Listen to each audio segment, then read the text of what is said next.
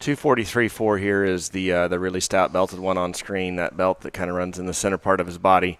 These 243s are out of Absolute, and we're certainly going to talk a lot about Absolute, and for good reason.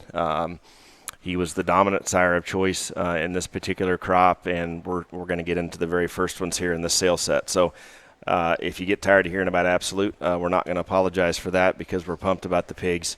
And this one here is a great example of why. Bottom side here, the sow is a provoked.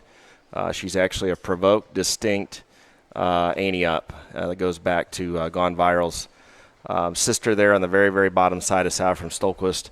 But neat sow, incredible litter. This is 243.4. Yeah, this pig looks very good, and to be honest with you, this is the first one that we're going through today of the litter, but, whether you're here to see him online or just watch this online, it is an incredible litter with tons and tons of depth and tons of quality, and, this one probably is, one of the more unique ones, just because he comes with some extras in terms of his length of body, in terms of his chub, and just rib shape today. One that, in my opinion here, regardless of, how you might rank this litter, this would be one that you need to try and get on feed.